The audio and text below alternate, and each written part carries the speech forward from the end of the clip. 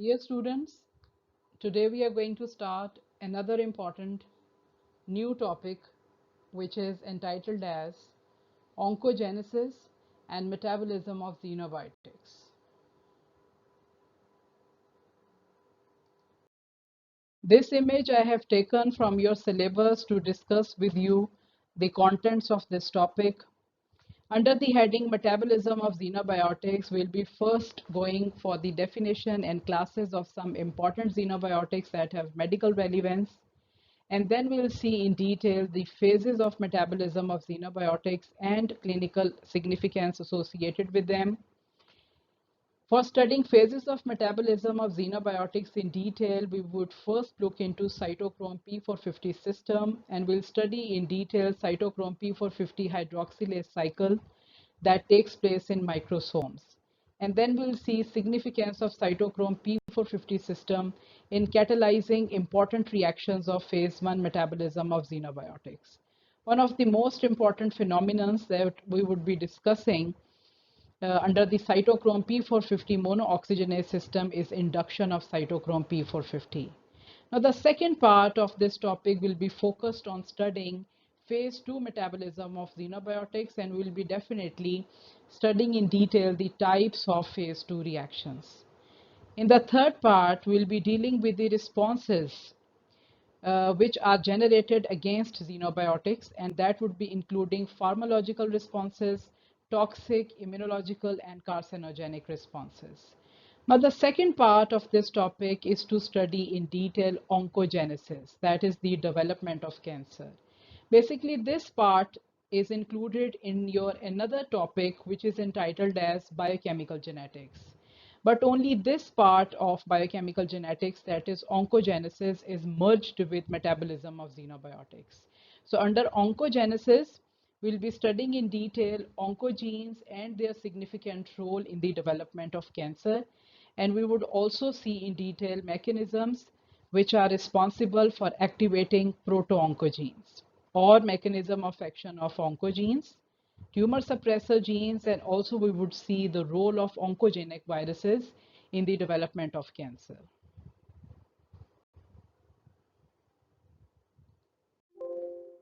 Here I'm going to show you the weightage this topic oncogenesis and metabolism of xenobiotics is carrying.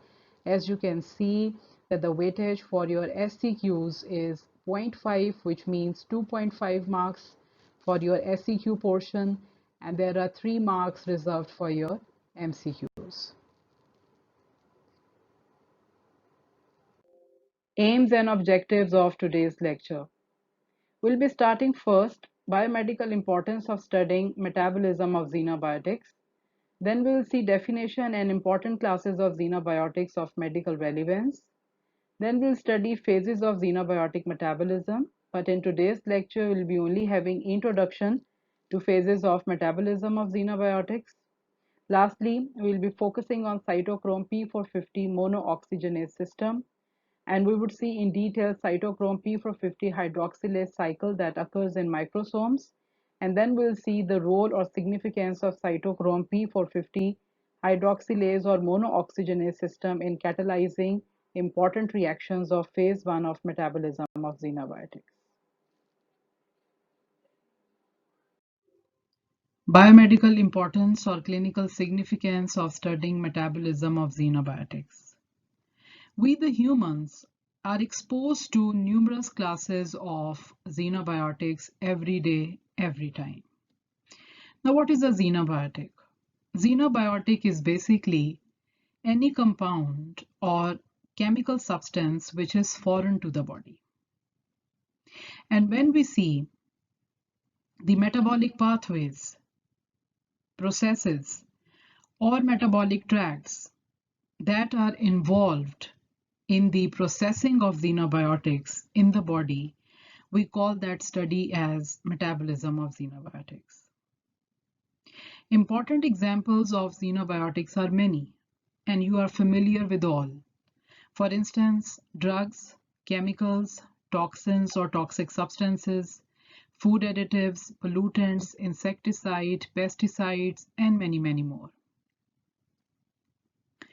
If we can understand or if we can develop the understanding of that how xenobiotics are processed both at the cellular and subcellular level, then we can learn that how can we handle these xenobiotics in the body. How can we convert harmful xenobiotics into harmless products in such a way when they are excreted outside the body, they must help preserve or protect the environment. The second most important point that can convince us to study metabolism of xenobiotics is this, that the knowledge that we extract from the studying or from the study of metabolism of xenobiotics is basic and applied to some other important domains of science as well. For example, it is interacted with pharmacology and therapeutics, pharmacy, toxicology, management of cancer, and even studies related with drug addiction.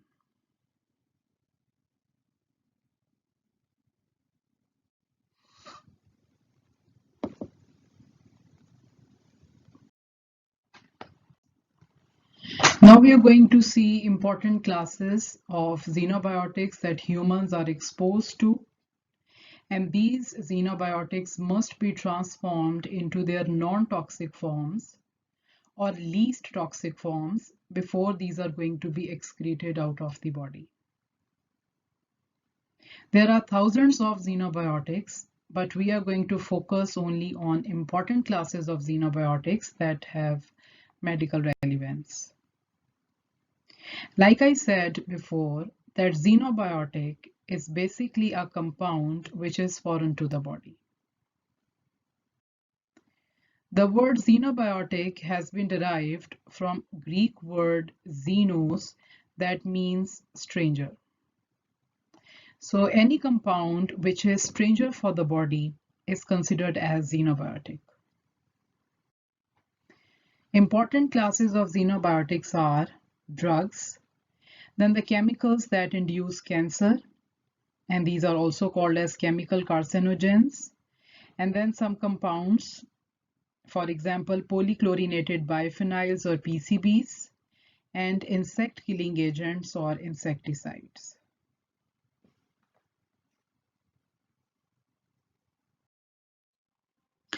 Greater than 2 lakh manufactured environmental chemical agents do exist in the nature, and many of these chemical agents are metabolized inside the human body by using the pathways of metabolism of xenobiotics. And the main organ which is involved in the processing of these chemicals or xenobiotics in the body is liver. There are rare chances when a xenobiotic may leave the body in its unchanged form. But mostly, xenobiotic when leaves the body, it is always present in its non-toxic form. And there are 30 different enzymes which have been reported to be involved in catalyzing reactions of metabolism of xenobiotics.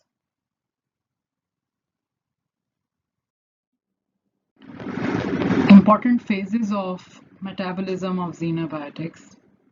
Mainly there are two phases which are utilized in the body to handle xenobiotics, but phase 3 does also exist. Phase 3 takes place, or it is in action, whenever the xenobiotics cannot be handled by phase 1 and phase 2 xenobiotics. For example, cancer-inducing chemicals. Now we are going to see introduction of phase 1 metabolism of xenobiotics. So students, remember that in phase 1, there is basically alteration or modification in the structure of the xenobiotic or foreign molecule. And this is done in such a way that a functional group is added in that foreign molecule which can be further conjugated in phase 2 reactions. So the phase 1 reaction is basically the modification or alteration phase, in which we alter the structure of the xenobiotic, for example, that we can insert a functional group to that, and then that functional group further be conjugated with some other molecules or compounds in phase 2 reactions. In phase 1, the main or key reaction involved is hydroxylation. And as you know, hydroxylation is incorporation or insertion of hydroxyl or OH group in the structure. This hydroxylation is carried out by important class of enzymes simply called as monooxygenases or cytochrome P450s. In addition to hydroxylation, there are multiple reactions as well that take part in phase 1, and these include deamination, that is removal of amino group, dehalogenation, that is elimination of halogens, desulfuration, removal of sulfur group, then epoxidation, which is the formation of cyclic ethers. We'll see epoxidation in detail in our upcoming lectures. Then we have peroxygenation, that involves peroxides, and then we have reduction, as you know, in which hydrogens are involved, and even hydrolytic reactions, which are catalyzed by esterases, and even some reactions that don't use P450 also occur in phase 1. Now, introduction to phase 2 reactions of metabolism of xenobiotics. Phase 2 is also taken as conjugation phase.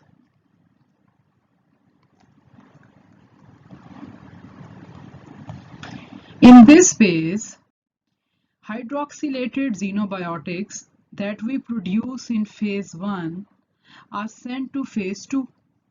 And in phase 2, these are converted into polar compounds in the presence of some special enzymes by using some conjugating agents. So, the compounds that we modified in phase 1 are further sent to phase 2, where these are converted into polar metabolites so that these can be excreted out of the body. So phase 2 metabolism of xenobiotic leads to excretion of xenobiotics in their non-toxic forms. Now the compounds which take part in conjugation in phase 2 include glucuronic acid, sulfate, acetic acid or acetate, glutathione, some amino acids, or even methyl groups.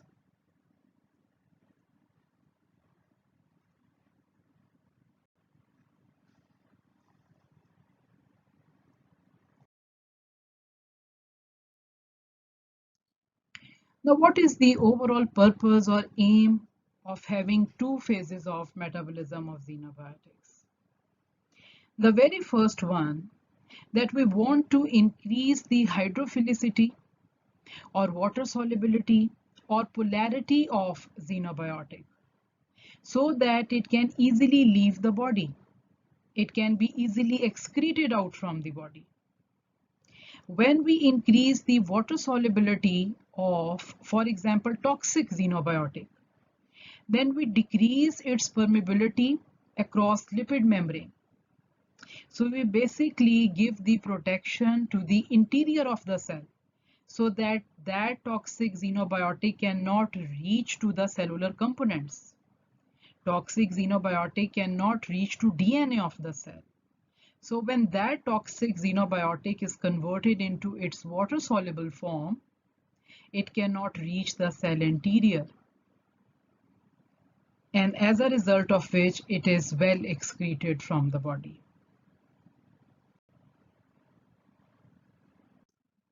So in phase 1, our xenobiotic becomes water soluble, and in phase 2 it becomes more water soluble so that it can be excreted well from the body.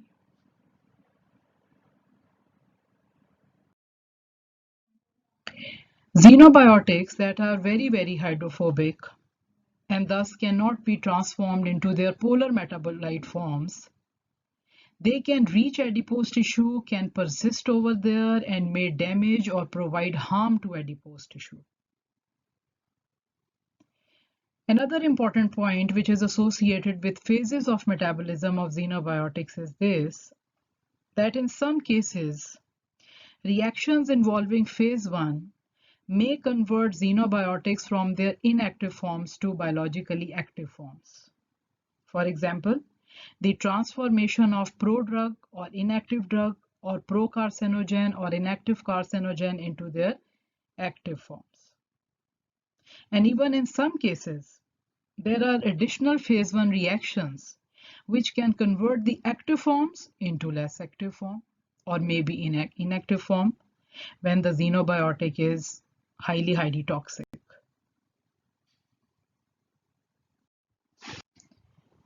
Even in some cases, it has been seen that these are phase 2 conjugation reactions that can transform the active products that we get in phase 1 into less active or inactive forms, which are then further excreted through urination or through bile excretion. So basically, phase 1 and phase 2 metabolism of xenobiotic is dependent on the type of xenobiotic. And the term detoxification is applied to the same process when we convert the harmful xenobiotics into least harmful xenobiotics.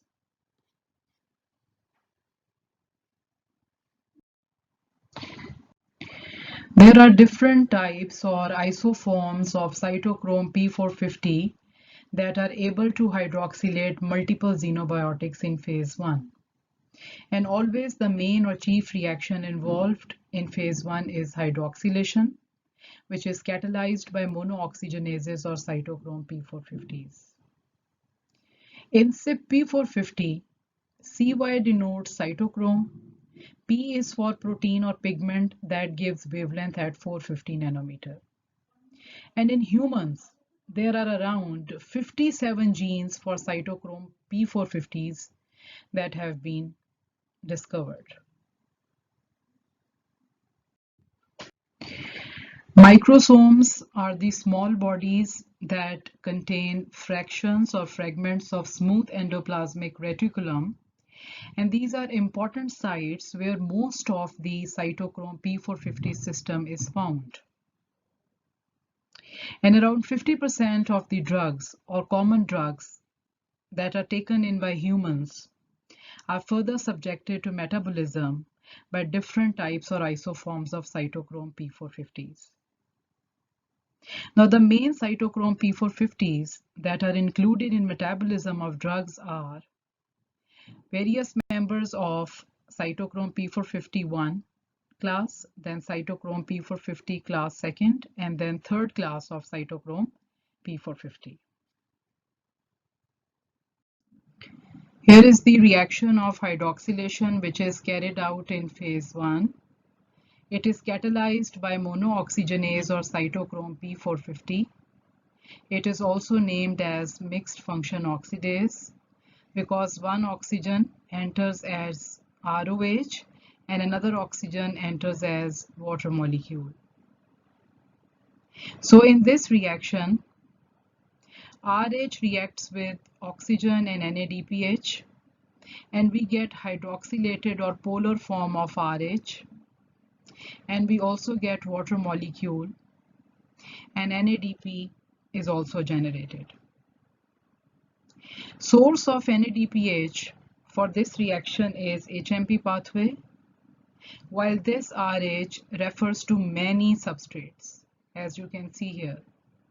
So RH may be any drug, carcinogen, pesticide, insecticide, any toxic material, then petroleum product, pollutants, and even some compounds which are found or formed endogenously in the body.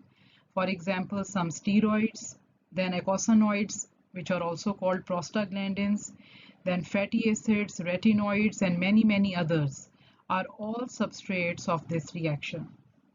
These substrates are available in their hydrophobic forms, but when they undergo this reaction, these are converted into their hydrophilic forms. And then these xenobiotics are further sent to phase 2, where these are conjugated with some other compounds, and these are converted into more soluble forms, and finally these are excreted out of the body.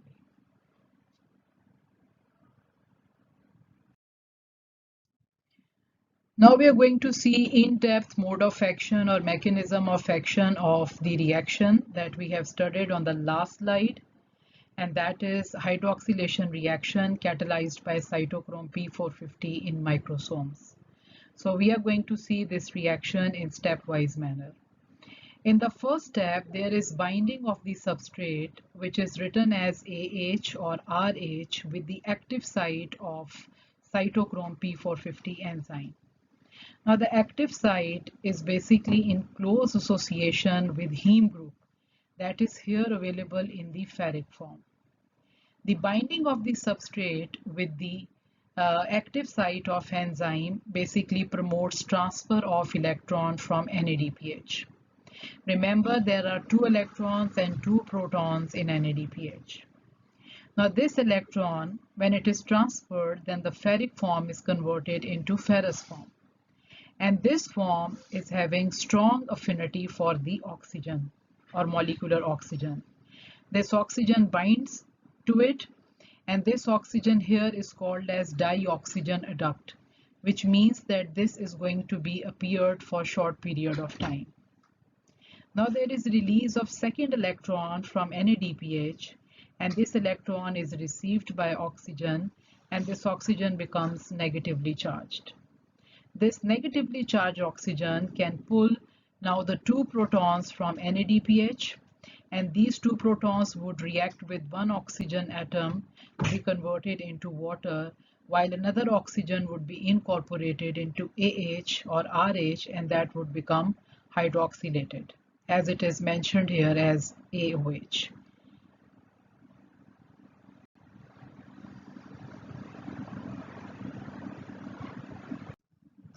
Now the enzyme becomes free and its ferric ion is regenerated, and it is able to bind with another substrate in the next round. Now you have to remember here that the flow of the electrons from NADPH is like this, that electrons first flow from NADPH to FAD and then to FMN and then to heme iron.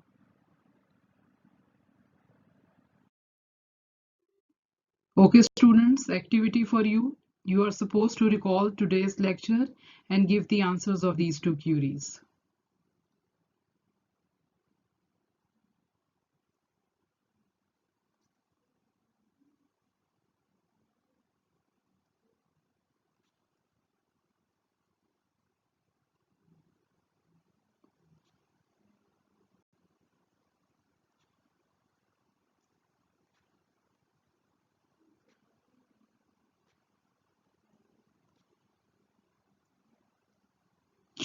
I'm going to reveal the answers.